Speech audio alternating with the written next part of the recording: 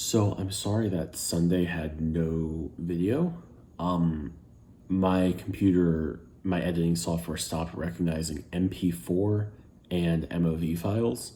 So I was kind of up piss creek without a paddle, but I found a workaround and this will be fun. But there will be something coming Sunday and I missed a week and that's not going to look good on the YouTube algorithm, but let's go to the intro and have episode 8 of Game Design in Yu-Gi-Oh! As a game design major, something important and fascinating to me is the clockwork and inner workings of games. How they function, what makes them successful or not, and especially what makes them stay relevant over the years. Yu-Gi-Oh! Is no different. In this series, I aim to give both myself and you all a better understanding of this mystifying TCG. Everyone take a seat, it's time for Game Design in Yu-Gi-Oh! Hello, and welcome. As always, we're going to start with the obligatory. I'm not a professional here. I'm a student. This is all stuff that I've learned from someone who is a professional, and I am reteaching myself all of this to give myself a better understanding of everything, so you're perfectly allowed to take all this with a grain of salt. However, ignore my messy room. Most of my sources here is the book Built from Nothing. What? Rules of Play by Katie Salen and Eric Zimmerman. I highly suggest it if you're interested in any of this. Because it goes over everything a lot better than I will, and it's just a very interesting book. With that out of the way, we're talking about payoff matrices and decision trees.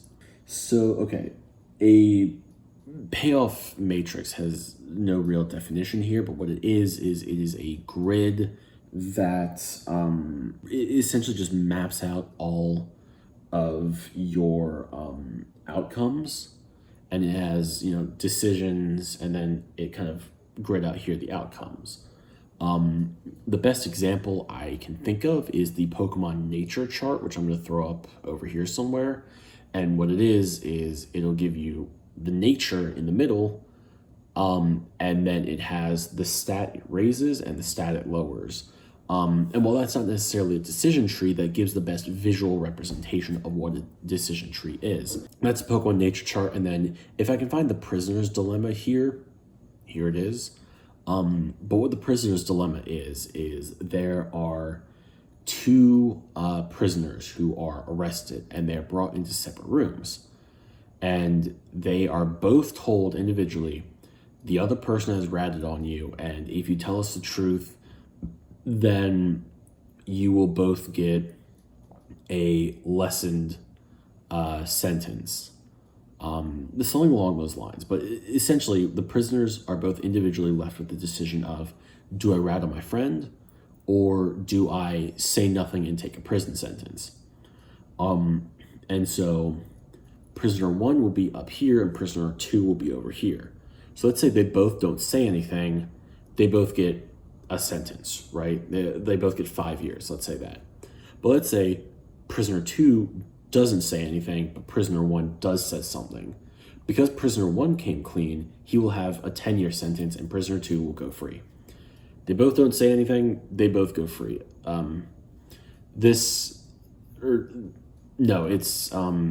If they both don't say anything, they're both given 10 years, I believe.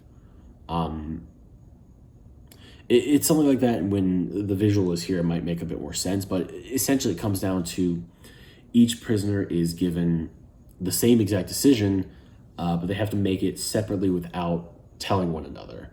And so the way they do this is they map out what happens, and it is a 2x2 grid. Again, a visual is going to help more, just because I'm more of a visual learner. But long-winded explanation, this is a decision matrix. It is just all the decisions we make mapped out, or all the outcomes mapped out.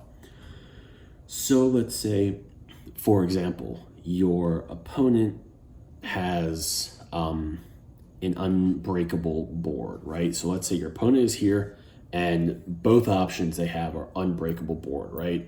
Your options up here are to play your hand or Dark Ruler no more, right? So let's go through this. Unbreakable board, right? If you try and play through your hand, in both instances, they will stop you. If you play the Dark Ruler no more, if the unbreakable board is all in monsters, Dark Ruler no more ends it. C'est la vie. If the Unbreakable board is all in spells and traps, you might have just wasted that Dark Ruler no more.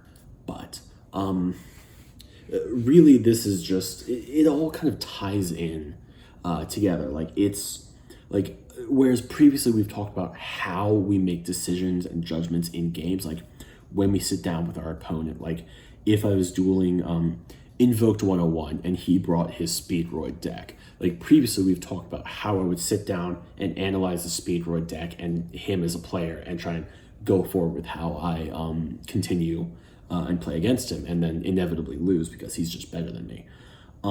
Whereas this is the physical planning out of our outcomes. This is putting it on a grid and visually representing it, where one section of the grid is the most likely, not most likely, but the best outcome, and one section is the worst. For example, the prisoner's dilemma.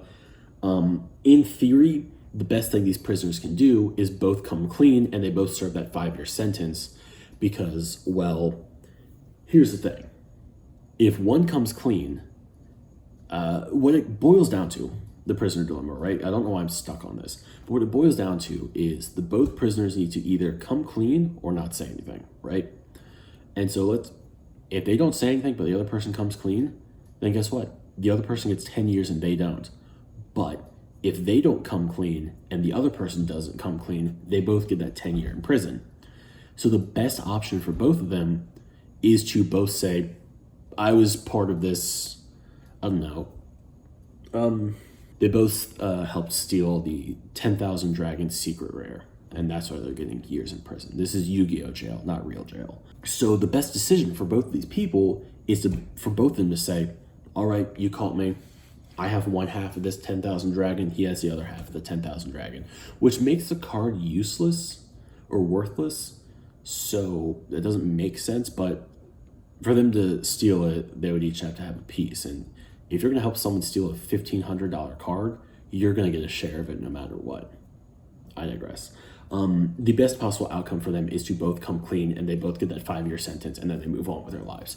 And again, this applies to Yu-Gi-Oh! Because again, when I'm sat down facing the Speedroid deck, I'm going to need to map out the outcomes I want to get that end result of I win. So that can change based on turns. It can expand and grow larger as we draw cards and combo off, etc., etc. But a payoff matrix is just all of our possible outcomes listed out in a grid format, and then we just try to look at what we can do to get this specific outcome. I don't know if that makes sense because I'm kind of explaining this without visuals here. Post-editing, there will be visuals and everything. So if this makes sense, let me know in the comments. If it doesn't make sense, let me know in the comments. The last thing we're going to talk about tonight, I say tonight because it's late for me. But the last thing we're going to talk about is a decision tree. That is like a decision matrix, but it's a little more in depth, right? So this lists off not only all the possible outcomes, but that also it also lists out the decisions and their payoffs, right? So let's say you are playing against someone and you don't know what they're playing, right? Let's say you're playing a versatile turbo deck like Duel Links, and in your hand you have one option and you have just two options of your hand where you can go two different lines of play. That right there is the first point right here. And that is where you start off the game. You have this point of where you want to go. And let's say you go the more aggressive route and you try and set up a bunch of negates and stuff. You then branch off your decision and you go over here. So you now point here rather than point here. I hope this makes sense. So bam, you've now made your decision and it's split off, and you're now at another decision of, okay, what do I do next turn? Next turn, do I try to punch and go for game, or do I try to set up more negates and just kind of continue? So this is just listing all, this is just a more in-depth payoff matrix.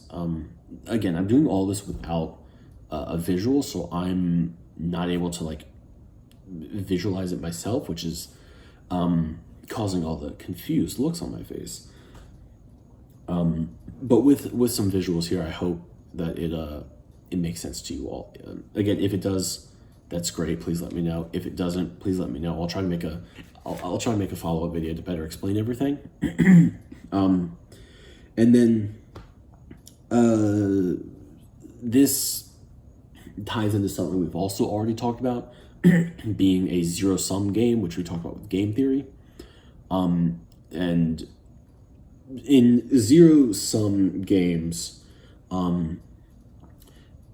like again, it's like Hungry Hippos, where the more marbles you eat, the less marbles there are for your opponents to eat. So this is something where the losses of one person playing the game is directly correlates to the wins of someone else playing the exact same game. Yu-Gi-Oh is not a zero-sum game. And then non-zero-sum games should be pretty self-explanatory.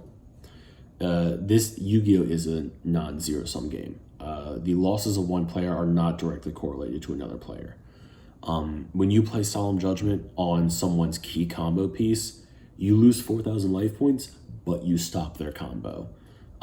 Those are not directly correlated. Your opponent may be able to come back and play around that, or they might completely stop.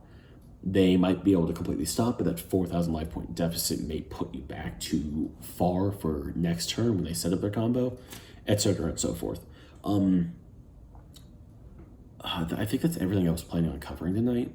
I hope that this has been, I hope that this has made sense. You know, I know that some of these can be a little confusing from time to time, and I know that hopefully being able to put visuals up on the screen will help you all, but if y'all have any questions, let me know in the comments. If you guys are liking the content, this Duel Links, built from nothing, hit the subscribe button. Helps out a lot.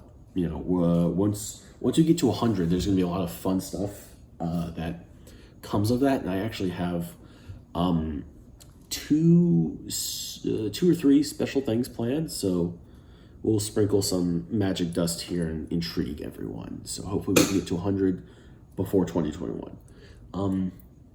Anyways, I am Desperate48. Leave a like if you enjoyed the video, and thank you guys for stopping by and watching, and I will see you all next time. Hey, I don't know if y'all can tell how tired I was while filming this, but I'm doing this late. But thank you guys so much. Here's the end card. There's Built From Nothing. There's my Twitter. Hit the subscribe button. Thank you so much for watching, and yet again, I will see you all next time.